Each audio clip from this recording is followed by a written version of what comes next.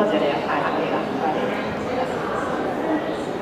咁咧，但係咧呢種咁樣嘅方法咧，如果係大規模用呢種 CAT 嘅方法咧，其實好費勁啊！因為你要好多人都用電腦啊，譬如你話全香港嘅人一齊用 CAT 咧，咁要揾一個場咧，又係好多百個電腦一齊先得，要用好多個場，所以佢係個需要好大嘅嚇。咁同埋咧嗰個診斷嘅功能咧係可以薄嘅，因為咧佢每個人所答嘅嘢都唔同啊，咁個老師咧就好難去跟進。咁所以咧，基於舊嗰種嘅 CAT 咧，我哋有種新嘅發展啦嚇，就係話咧唔係就咁樣俾佢電腦識別係嘅，而係咧要由棵知識樹嗰度生出嚟嘅。咁知識樹係點咧？咁譬如用加數咁樣嚇，加減乘除啊，四式運算。加數咧係學先嘅，係咪？加數咧就係乘數嗰個基礎嚟嘅，而加數又係減法嗰個基礎喎，乘法又係除法嘅基礎，所以你睇到咧棵樹慢慢係咁樣生出嚟㗎。好啦，如果我哋要用四式運算嘅時候咧，除咗單獨咁樣識加減乘除之外咧，我哋仲要咧係識得混合㗎嘛，係嘛？好啦，咁即係話咧，我哋咧就要知道咧，要教曉啲學生係加同減混合係點樣咧，佢識唔識咧？或者咧係加減同乘啦，咁喺個過程度咧，我哋又要教學生處理呢個括號啦。好啦，咁最後咧先至去到呢個四則運算，得唔得？大家贊唔贊成呢種啊？好啦，如果個知識樹係咁樣生出嚟嘅時候咧，嗰個電腦嘅評估咧就有得做啦，因為咧我哋知道咧，如果我哋出啲題目咧，唔係出一條嘅，而係全棵樹出晒出嚟。嗱，你睇到最高嗰條咧，佢係有減數、有乘數、有除數混合咗，仲要適合用呢個括號嘅係嘛？跟住嗰層咧就有加減混合，有乘同減混合，有乘除混合，跟住咧就比較獨特啲啦嚇，當自己係加或者減或者乘或者除，仲有咧就係括號嘅。好啦，如果你俾第一條個學生佢錯咗，咁於是佢可能發生啲乜嘢咧？因為有啲科知識樹咧，我哋就知道咧，佢可能係加數唔識，可能減數唔識，乘數、除數或者括號唔識。於是咧，你俾呢條佢啦，佢啱喎，加減數冇問題喎。但係咧，乘除咧就有錯咗啦，乘減就錯咗，咁佢可以出現啲咩問題咧？咁你知道咧，第一題如果佢啱咗咧，佢括號係處理到嘅；如果佢唔識括號咧，應該係處理唔到呢條啊嘛，已經掌握咗呢個啦。好啦，加數應該掌握到啦，因為啱咗呢一題啊嘛。好啦，減數亦都啱，所以咧，餘下來老師要知道嘅就係究竟佢係乘數抑或除數啦。咁所以咧，如果我哋出題目去評估啲學生嘅時候咧，唔係一條題目咁樣去評嘅。而係咧，首先由個知識樹建立咗先，跟住調翻轉頭嚟到去睇翻佢係邊度出錯咧。咁今日個時間有限咧，所以我就將啲郭百神同埋佢嗰個團隊咧嘅網站介紹俾各位啦。如果你打佢個名郭百神，跟住 KSAT 啦嚇 ，K 咧就係 knowledge 啦 ，S 就係 structure 啦 ，A 就係 adaptive 啦 ，test 呢幾個字打上去咧。佢就好多嗰啲PowerPoint 佢設計咗一個軟件就容許我哋咧係去試嘅咁同埋咧佢係好多數學科嘅知識樹咧都已經設計咗出嚟㗎啦，咁你可以去試佢啦 ，OK？ 咁好啦，跟住咯喎，我哋頭先所講咧，其實係一種認知診斷嘅，即係話咧去診斷翻個學生佢嘅認知能力喺邊度出咗問題？咁咧，透過呢種診斷咧，我哋就可以提供一啲優質嘅回饋俾翻啲學生啦。咁所以咧，我哋其實要問嘅咧就係話，今次我哋係評嘅係評佢邊一個學習點咧？究竟係評緊佢加數，抑或減數，抑或括號運用咧咁樣？咁譬如咧，呢度有個例子，我想你都認真睇下呢個例子，因為咧我哋會用佢兩次嘅嚇。第一次咧就係而家啦，跟住遲啲我哋會再用嘅。呢呢個咩嘢嘅評估嚟㗎？呢個評緊啲咩？分數係嘛？係啊，分數嚟嘅。咁咧1、2、3呢3條分數咧係比較淺啲嘅，係咪？1/3加1/3，1/5加2呢個淺啲，同分冇相加嘅分數，得唔得？但第一題又淺過第二題喎，點解？因為咧第一題咧3係細啲嘅數，個分母越大咧，佢會覺得好深喎，所以第3題咧會覺得深。呢3題係同一個類型，跟住咧4、5咧。又係同一個類型，又深啲喎。點解啊？都係同分母啫，點解會覺得係深啲啊？係啦，因為咧要約揀啦，要約份啊咁樣。好啦，跟住咧6、7又深啲喎，因為要通分母嘛。但係通分母又容易嘅，因為咧倍數啫嘛，係嘛？好啦，跟住咧8、9、10咧都係2分母相加，不過又深啲喎。點解啊？因為你通分之餘咧，唔係就咁倍數喎，要咁乘，然後啦11、12係最深，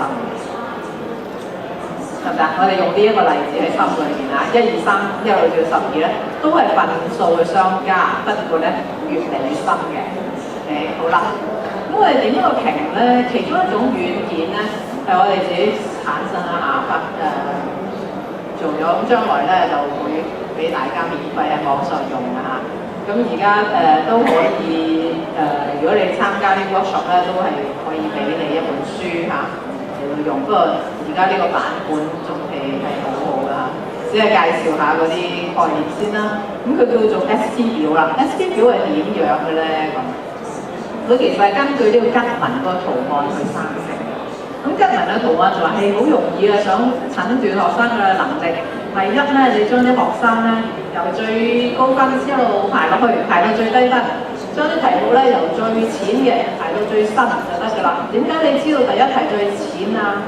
因為你有10幾個學生喺呢度考呢個測試，咁咧個個都需要18個學生，個個都有1嘅一個答啱咗係1啦，答錯咗就0嘅。咁第12題咧就最深啦，因為個個學生都唔識嘅，係嘛？你睇到咧由淺去深咁樣排列咗。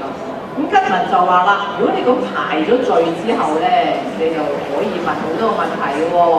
咁就係咧，佢話如果阿甲高分過乙咧，咁咧阿甲識嘅嘢咧，阿乙都會識，但係咧有啲阿乙識嗰啲咧高分嗰個人識嘅，低分嗰個人就未必識啦。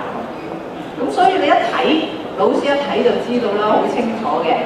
呢一題係12題，最深啊，全班都唔識，老師點啊？咪教過咯，診斷結果。第11題又係全班唔識，好啦，第10題咧得1個學生識喎，咁即係啲學生嘅程度咧由1個去到呢度啦。咁於是老師咧就可以將啲學生咧1、2、3嗰3題嘅情況，4、5、6嗰3題嘅情況，逐組嘅嚟到將啲學生咧分類啦。咁好容易，但現實生活唔會咁美好嘅，係嘛？喺現實裏邊係點咧？就係咁嘅。雖然咧第8位學生 S8咧，佢有10分係最高分嗰個啦，但係咧有時咧佢會唔小心錯㗎嘛，即係話咧佢錯咗第8題，2號學生咧少佢1分都答啱嘅，係嘛？有時係撞啱咧，因為你 multiple choice 都可以撞嘅。有時咧就係只不過8號學生係唔小心嘅啫。咁所以有時咧，我哋去到呢啲情況咧，老師就唔知點算㗎啦。因為咧點咧，佢究竟識啲咩咧？起碼知道第1題至第7題咧，呢幾個學生都識晒嘅。不過跟住點咧就好難做咯喎。最難處理咧就係呢啲啦，大家都係3分。但忽然間第13號咧，好淺嗰啲佢又錯咗喎，比較深第10題佢又啱喎。咁究竟呢第13號呢個學生做緊咩嘅咧？識啲乜咧咁啊？咁所以我哋個 ST 表咧就係要處理呢啲啦。咁喺個軟件裏邊咧，就自動咧就幫我哋咧係將嗰啲學生同埋題目咧由高至低排咗序，由左至右排咗序嘅。喺左邊嗰啲題目咧係比較容易，右邊嗰啲咧係深。上面嗰啲係高分，底下嗰啲咧係低分。排咗之後就可以做嘢咯喎，因為我哋點咧？左邊嗰啲係淺嘅題目啊嘛，而咧右邊係深啊嘛，所以如果嗰個學生係識咗10條，啱咗10條咧，我哋可以喺第10題嗰度咧打動畫一畫。即係話，如果佢係正常嘅話咧，佢就識晒淺嗰10題，跟住深到佢能力嘅咧就錯啦嘛。咁所以個期望值咧，我哋就可以玩㗎。呢一個咧軟件就幫我哋畫埋㗎啦。跟住又係啦，跟住我2位學生都識咗9題，所以咧9一路數到第9題，動一動，如此類推啦。咁啊，每個學生咧，我哋都可以畫到個期望值，連起嚟。連起嚟咧，我哋就叫呢個做學生曲線啊 ，S curve 啦。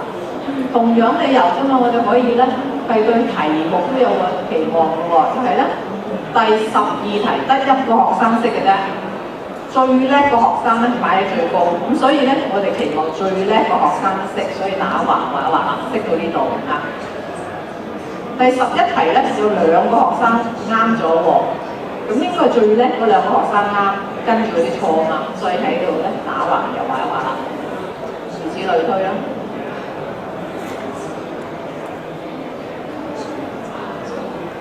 好啦，畫咗呢2個表咧，呢2個 curve 咧就好有用啦，因為咧我哋知道邊個最叻啦，邊個最弱啦，答題嘅情況啦，係咪合理啦？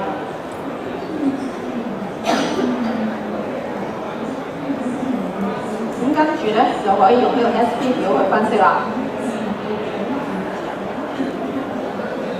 呢個 SP 表咧就會分成好多區域嘅，而第5個學生，第5個區域咧係關乎學生嘅，第6、第7咧就關乎題目嘅。咁第5個情況咧係點咧？我哋就會問啦，佢嘅答案係咪合理咧？咁佢嘅得分係幾多咧？最重要咧係有一個叫做改良警告係數。呢個係數咧就話俾我哋聽咧，個學生嘅情況咧係咪撞啊，或者咧佢唔小心啊。咁所以咧就可以利用呢個警告係數咧，將啲學生咧分成唔同嘅類型嘅。首先咧喺第5個位置咧，我哋就有學生喺多項選擇題嘅得分啦。對錯題嘅得分啦、總分啦，同埋佢嘅改良警告係數。咁咧根據呢啲咧情況咧，我哋就可以咧將啲學生分做 A 型啊、B 型啊、C 型、D 型4種類型嘅。究竟呢幾種類型係啲乜嘢咧？咁呢個只係擺喺度，將來你哋睇到個 PowerPoint 就有㗎啦。呢個 description，所以咧就唔好答啦。咁呢個改良警告係數係點睇嘅咧？佢就係話咧，如果呢個數咧越大咧，佢個異常嘅情況咧就越嚴重嘅。所以咧，如果佢係0至0.3之間咧，即係有少少差錯咧，好正常嘅。如果0.3至0.5之間咧，可能有啲唔係好妥喎。但係如果佢大過0.5咧，即係話呢個學生嘅答案咧係都幾嚴重嘅異常嘅。咁用呢一個同埋佢所答嘅情況咧，就可以將佢哋分類啦。咁首先咧，打橫嗰個軸咧就學生嘅改良警告係數啦，打直個數軸咧就係學生嘅能力啦。首先咧，可以將啲學生咧上下分咧就高能力同埋低能力嘅學生啦。跟住咧，改良警告係數咧就係高改良警告係數同埋低警告係數嘅學生啦，就分咗4種學生出嚟。呢類學生我哋叫做 A 型嘅 B、C、D 啊。A 型嘅係點咧？A 類型嘅學生咧，佢成績又好啦，同埋佢警告又低啦，即係話呢個係穩定嘅。呢啲鼓勵下佢，你繼續讀落去就得㗎。你係好成績嘅，不過咧係好穩陣嘅。B 型係點咧？佢雖然咧成績好，不過咧佢個表現咧係唔穩陣嘅。咁所以咧，我哋就要同佢傾下啦，要俾多啲咁多測驗佢，睇下佢係咪靠運氣，因為佢係唔小心作錯嘅啫咁啊。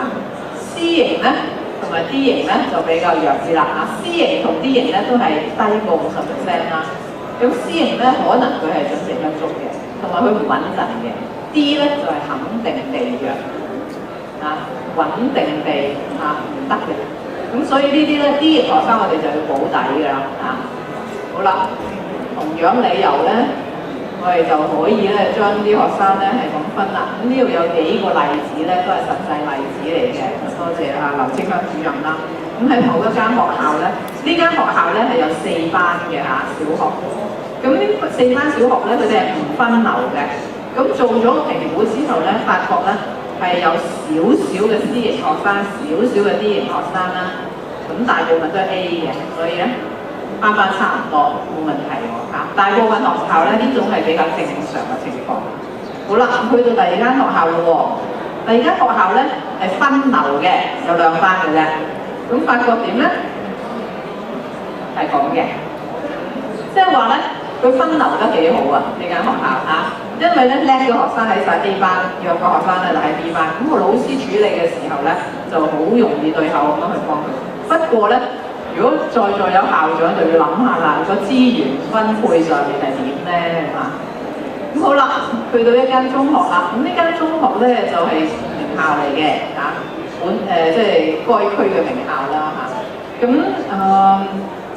個校長就叫我哋幫佢做啲分析，因為佢就話咧，點解我哋即係喺自己學校度都覺得佢係有好多 A 嘅啦，即係出到去又唔得嘅咧咁分析之後咧就發覺係咁嘅，原來咧就好多 B 型學生，佢啲學生係叻嘅不過唔穩陣嘅有好大扎。咁於是我哋再做另一個分析咧，就發覺咧啲學生咧係冇用到測評嘅測卷呢科係數學啦咁佢級咧都係咁樣嘅喎個樣好大扎 B 型嘅學生出咗嚟。咁跟住咧，我哋對口地咧就係教啲學生咧做完卷一定要覆卷再 check， 咁就減低咗。再分析咧就少咗好多 D 型啦。咁以後咧老師校長咧就可以比較有信心啦。我哋啲學生如果學校考得好咧，出去都可以攞 A 啊 B 啊咁樣咁呢個軟件將來教成同埋考評局話係幫手擺上網俾各位用咁好啦。咁題目都係嘅，咁題目嘅診斷亦都係有好多可以做啦。不過今日嘅時間有限啦，咁所以我就會直情跳去咧係呢一個又係題目嘅類型分類啦咁亦都咧可以分做 A、B、C、D 4種類型嘅題目。A 型嘅題目咧就係好嘅題目可以保留嘅，因為呢種題目咧佢能夠分別出呢個強弱嘅學生，同埋咧係可以顯露出學生嘅優點缺點咁樣。B 型嘅題目咧係要修正嘅有少少咧係令到啲叻嘅學生咧都會係做錯嘅。C 型咧就係比較多啲唔穩陣嘅即係沙石係多嘅，咁所以咧如果你見到你嘅試卷分析之後有 C 型嘅題目咧，就應該咧係檢討翻個題目出錯就係邊度啦。D 型嘅題目咧就係好難嘅，佢係好題目不過難嘅題目就要嚟留翻嚟罰招。嗰份卷裏邊咧就唔好太多 D 型嘅題目，因為深嘅呢啲題目好題目不過太深啦，對呢班學生嚟講。咁好啦，不過用呢個 SP 表咧要小心嘅地方咧，就係、是、我哋頭先講嘅 A 型學生C 型題目咁樣，其實兩者互動咁譬如咧，我哋話有2位學生，一個阿輝，一個小明，咁咧我哋出咗4條尖嗰啲咧係題目嚟嘅。咁呢4題咧個難度咧係高過阿輝嘅能力，但低過小明。咁我哋個結論咧就會話啲小明係叻過阿輝好多喎但係如果我哋將啲題目調校一下咧，出成咁咧，咁我哋就會個結論咧就啲小明同阿輝一樣叻嘅啫，但實際上2個係唔同噶嘛。咁於是咧，我哋要出啲題目咧，就應該咧係有啲題目咧有啲學生答到，有啲題目咧係挑戰性多啲嘅，咁就能夠將啲學生分類。咁所以用 SP 表咧要比較小心嘅地方咧，就係話未必係個學生嘅問題嘅，可能係啲題目出得唔好。咁所以要來回往復咧咁去睇，究竟係題目出咗問題咧，抑或係學生嘅問題啫。咁好啦，咁喺 SP 裏邊咧，仲有其他嘅嘢嘅，譬如咧，可以我哋好多時係出啲選項啦，A、B、C 啲選項有冇用咧？佢有個選項分析嘅。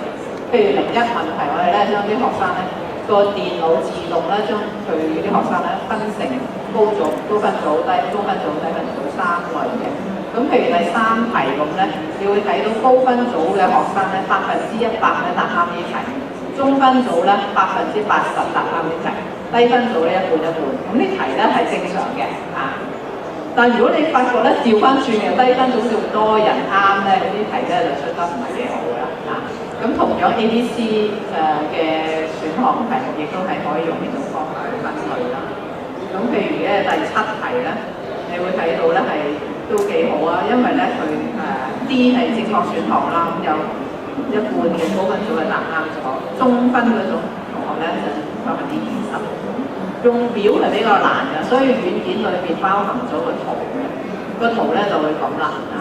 你會睇到咧高、中、低咧就係用藍、紅、綠嘅3種顏色去顯示啦。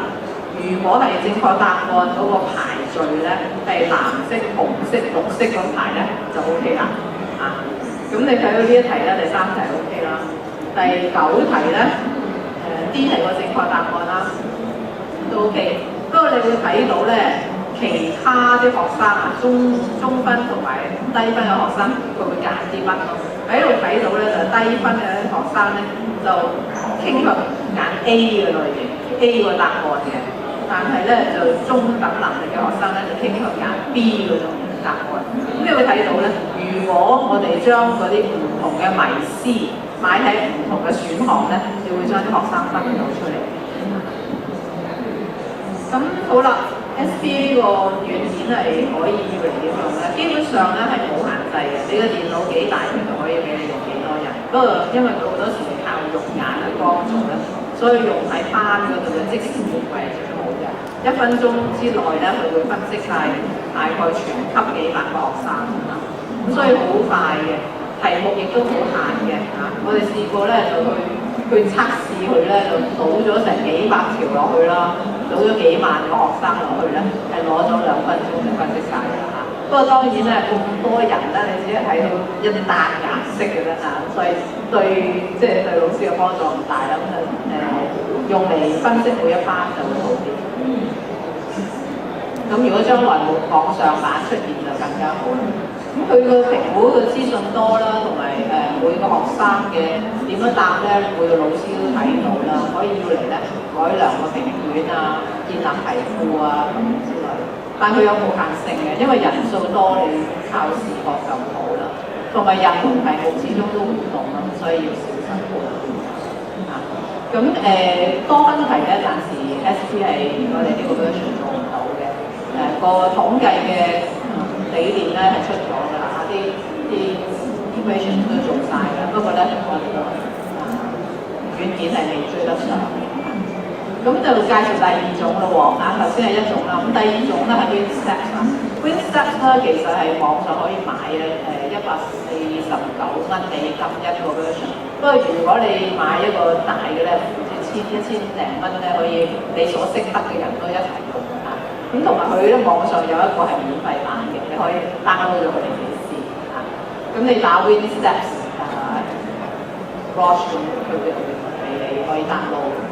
咁佢係用咩咧？佢係用羅氏模型分析嘅，咁好有用嘅呢一個嚇。有啲 SP 做唔到嘅嘢咧，用呢個 WinSteps 做到。咁 Roche 係乜嘢咧？羅氏模型係呢個丹麥數學家所發明嘅啦嘅一種方法。咁佢咧就係幫我哋咧去建立一啲量表嘅，要有順度、有效度嘅量表。咁佢可以咧用途咧可以係總結性嘅評估啦，形成平衡性嘅評估都得。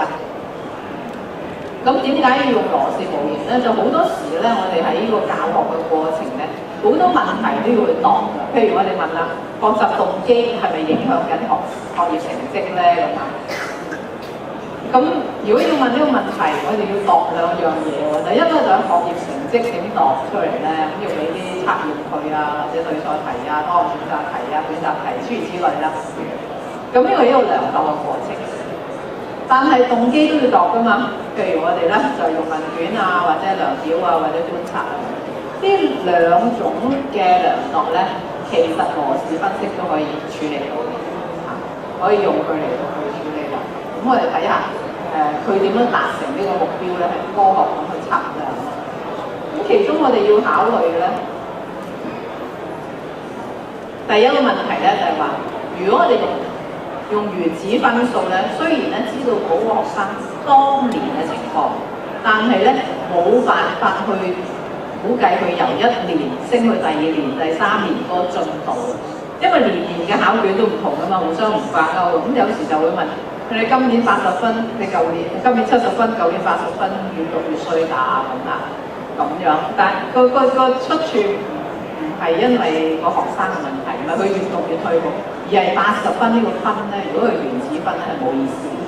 咁點樣先有意思咧？咁羅氏模型咧就係話，其實我哋可以將咁多年嘅分拍晒去同一把尺度咪得咯，係嘛？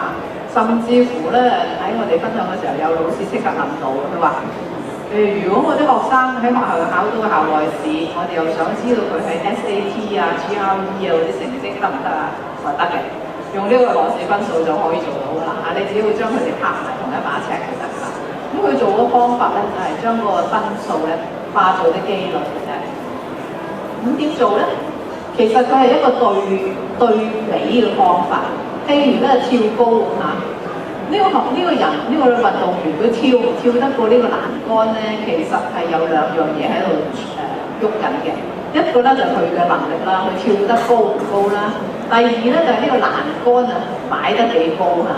如果擺得高啲，就算好叻嘅人都未必跳得過；如果擺得矮啲咧，能力低嘅都可以跳得過啦。咁所以係呢2樣嘢嘅喺度較量。咁所以咧，如果佢嘅跳高能力係超過嗰個杆嘅高度咧，佢咪跳過咗咯。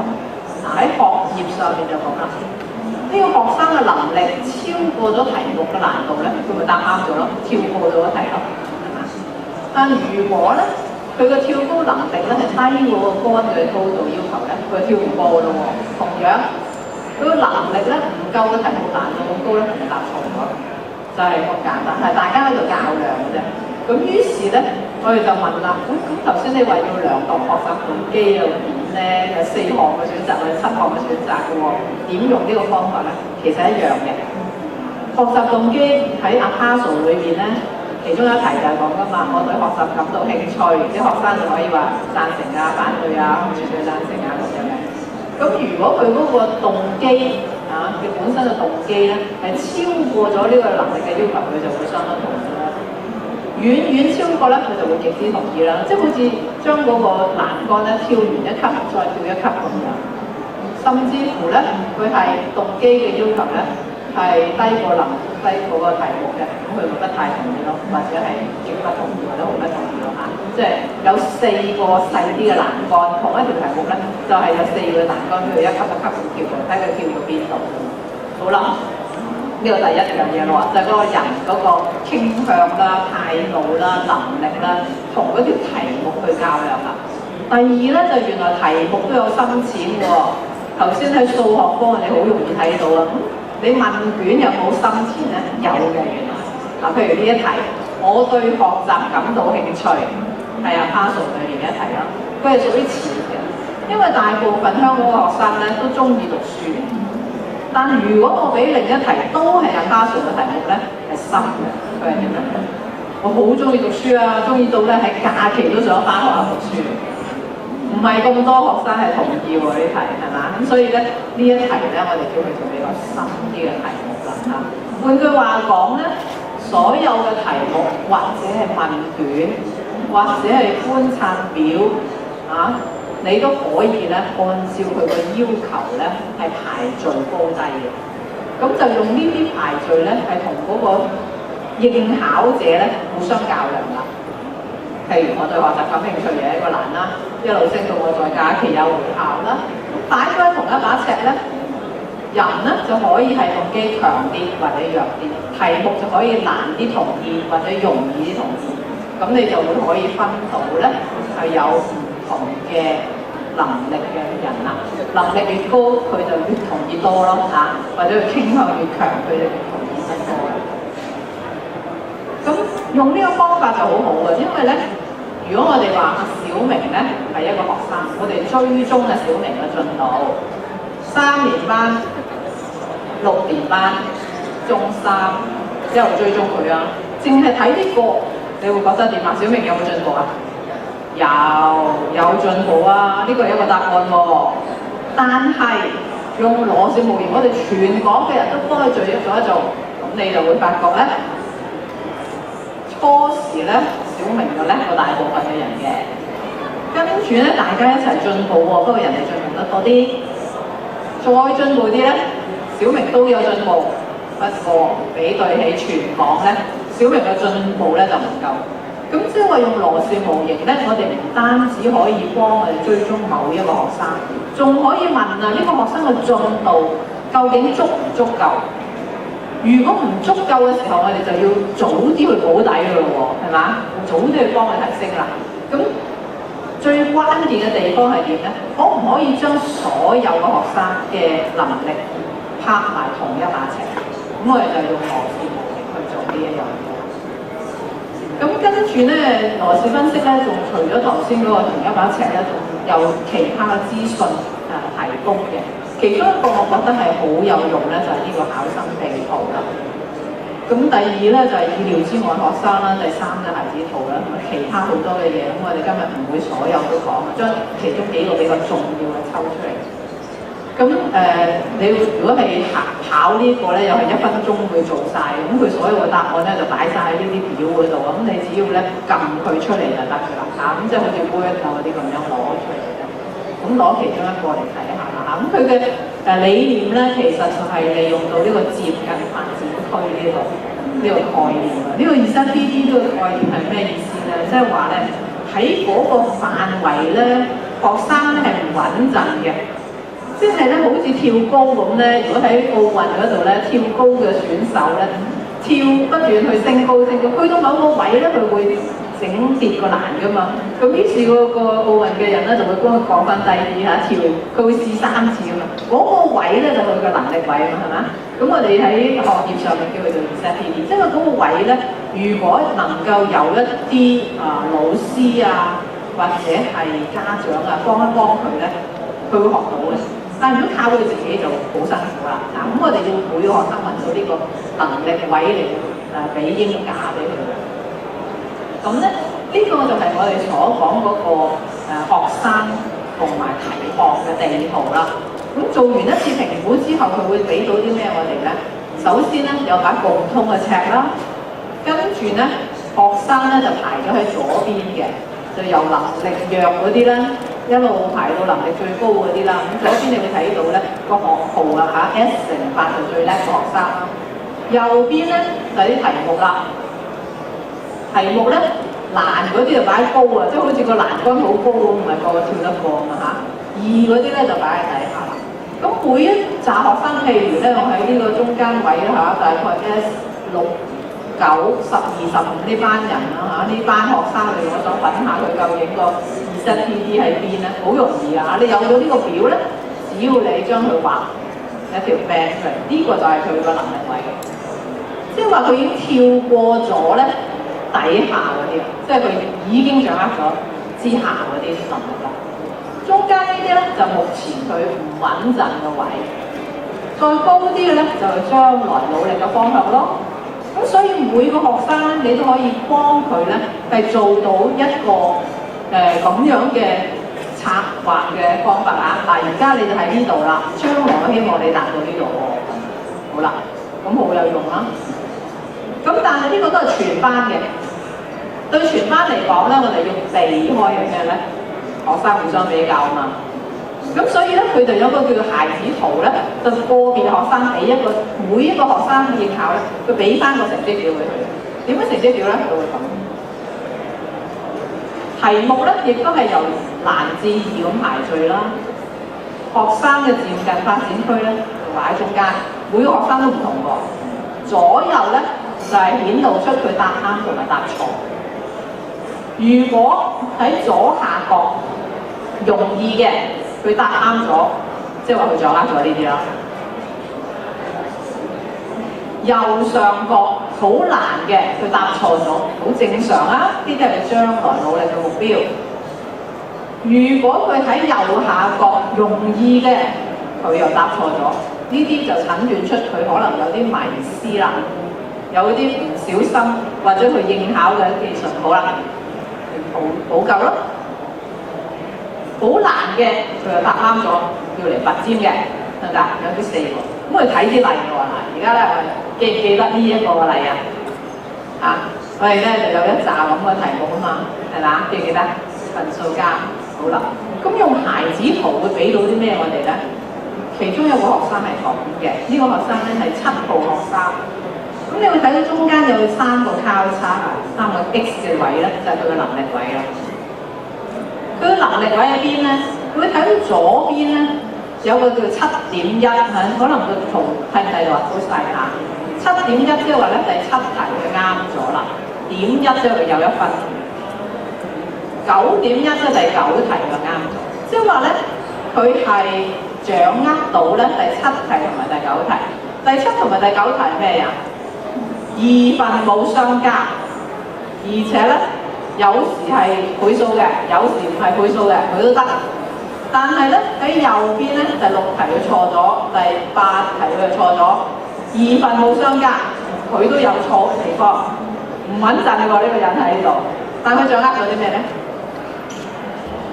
佢未掌握嘅咧就係、如果係2分冇相加，如果2個分母咧差好遠嘅，佢會答錯啦。好啦，容易佢掌握咗啲咩咧？你睇到咧最低嗰題咧1.1，即係話咧呢題咧係最淺嗰題，同佢嘅能力位差好遠啊！佢遠掌握到啦，好穩陣啊！但係如果係相同分母，譬如5/7加5/6咧，今次答啱咗，但係好接近佢能力位喎呢個，開始唔穩陣㗎啦。佢都啱嘅，不過未穩陣。所以如果我係佢嘅老師咧，我就會鞏固佢係同分母相加，不過要進位要約嘅，得唔得？要約分。另一個學生喎，好啦，呢個學生咧，佢嘅能力喺呢度，佢只係識咗2題啫，啱咗2題啫，佢好多唔識嘅。咁呢個學生要點啊？唔好叫佢進位啦。同分母相加算啦，鞏固咗呢度先，然後先至推上去。不過佢有個目標嘅，長遠目標咧，2分母相加式，得唔得？我哋分析提供門櫃就係咁啦。每個學生處理嘅方法唔同，但係因應佢嘅能力嘅。好啦，講咗1、2咯喎，仲有冇精力聽3啊？聽埋啦，好唔好啊？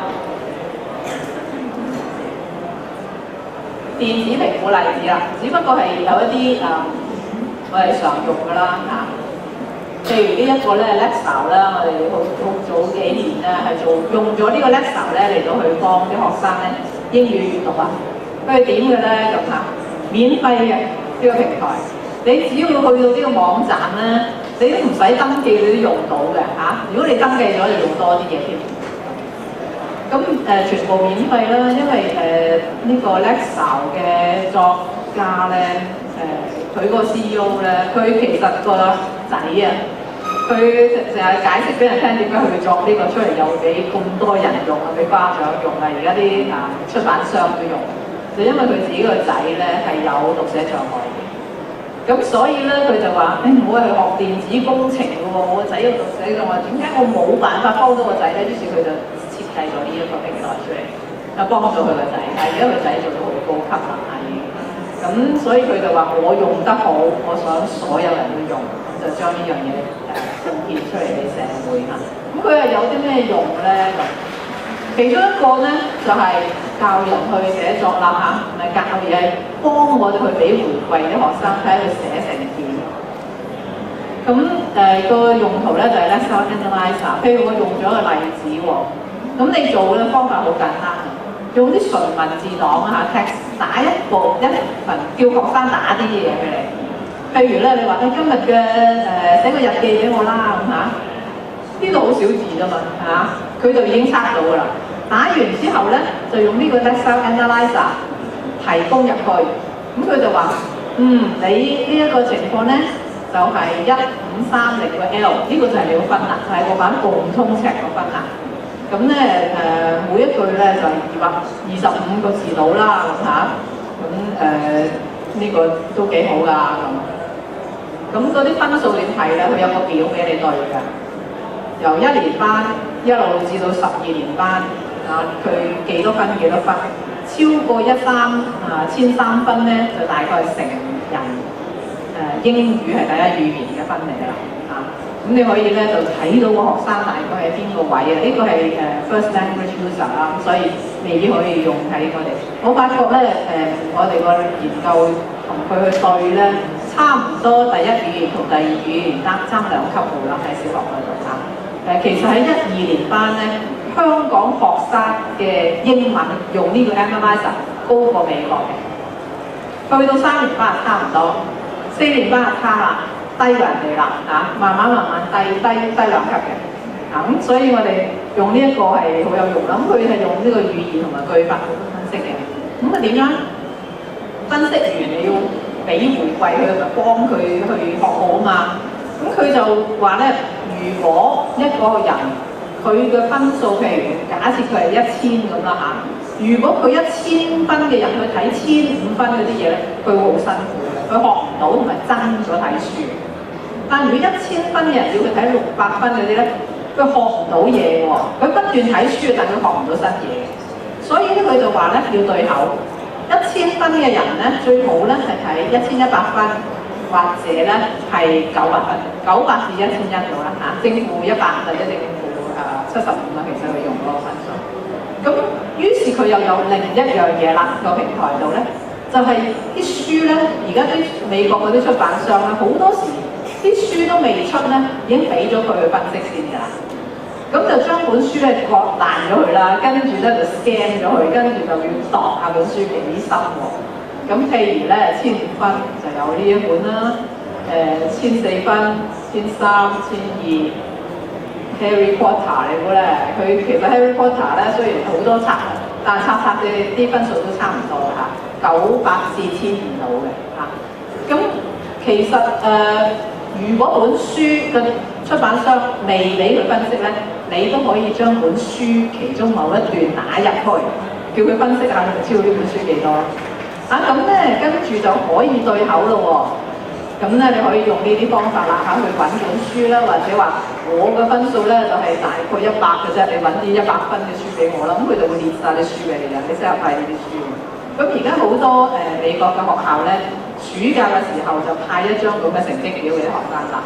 你嘅子女嘅閱讀能力係呢個分，佢就適宜咧去睇呢啲書啦咁樣咁喺嗰個商場度咧，啲書咧亦都係用呢啲分去間開咗嗰啲書就再唔單止係個類型啦，同連啲分都擺埋落。咁呢個係一個平台啦，大家可以去玩下試下喎。咁佢即係話人同埋嗰啲題目咧，嗰啲閱讀嘅材料要對口太深太淺都冇用要配對嘅。咁我哋早幾年咧喺好多間嘅小學度、中學嗰度都試過咧，發覺係有效嘅。呢個係其中一個例子，好多謝浸信會沙田圍女明才小學啦。咁佢就俾容許我哋去跟進啲學生，呢個係其中一個學生喎。咁佢點咧？我哋追蹤咗佢大概4個月到啦。開始嗰時咧滿有自信，一揀到呢本720分嘅。咁喺個網上咧，因為佢哋註冊咗咧，仲可以咧係去評估埋嘅咁睇完咧，發覺睇完呢本書得翻20%喎，好低分喎。咁於是佢咧就即刻咧就話：唔啱啦！呢本書720分太深啦，對我嚟講，佢就揀咗360分嘅書你哋睇到下一步。咁跟住咧，慢慢咧就穩定咗啦都係300零分。於是咧，佢個信心又翻嚟咯喎，佢又挑戰翻自己啦佢又揀本600幾分，最後咧佢就揀咗本960分。咁你會睇到咧，班學生咧，佢係自己去揀嘅啲書，自己揀、自己評、自己去決定下一本書。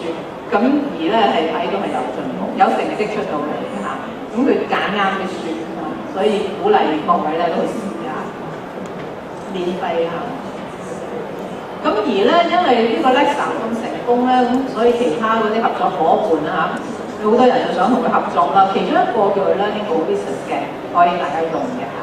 呢個 Learning Oasis 咧就可以又係應該係大部分都免費嚇。咁就可以咧就登入咁，然後用佢嘅資訊。我哋咧就試過啦，就發覺喺呢一個好多可以幫到嘅嗱，譬如咧 reading 啦、writing 啦、vocab 啦同埋 portfolio 都有嘅，咁你可以選取啦。我哋發覺比較得意嘅咧就係呢一個啦嚇，係 vocab 嘅 paragraph editing 啊，編輯嘅寫作編輯。佢點咧？佢就咧登記咗之後咧，佢就會俾個密碼你㗎。咁個密碼咧就容許你隨時隨地去試下自己個能力咯喎。咁我就試咗，咁試係點咧？咁首先咧要俾個關鍵字佢嘅 storm。我話你啱啱睇出窗嗰度咧，好似落緊雨喎，於是我俾咗個字 storm。佢即刻咧就喺佢嗰個語料庫度啦嚇，千萬篇文章咧。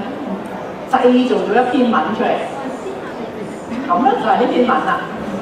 Candy was alone in the dark之類啦嚇，好短嘅咧。咁跟住咧就要我咧去改佢啦。咁你一揦都睇到有都幾多錯啊，譬如 Candy 又應該唔大草又冇大草啊 ，key thing 又唔啱啦，標點錯、串錯。有grammar 錯之類啦，好多種錯嘅。咁個電腦就要求我咧去改啦嚇。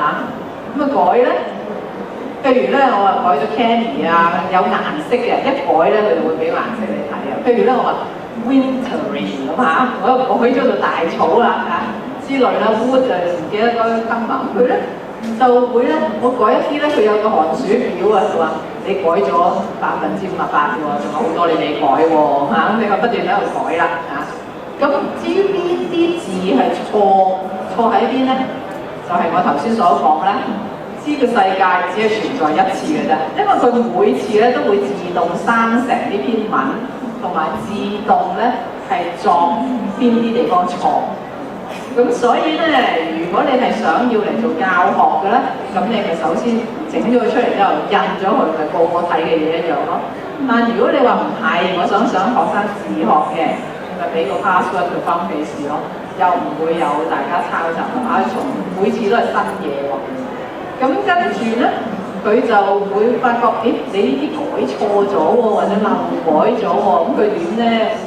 咁我做完晒啦，我話係咁噶啦，我淨係睇到呢度啦，咁就submit交卷啦。咁佢就話你呢度有嘢錯啊，呢個 spelling 唔係咁嘅，你就寫咗 wintry， 其實咧應該係點咧？再試啦，咁應該係 wintry 至啱嘅，佢講埋俾你聽，你又要自己打多次。咁佢咧就將個寒暑表度升高啲㗎啦。咁隨此咧就譬如呢度標點錯咗，你又冇睇到喎，應該有呢個 comma 咧唔要㗎啦，你掹走咗佢啦，改咗咧又升高咗。咁呢個第二個例子。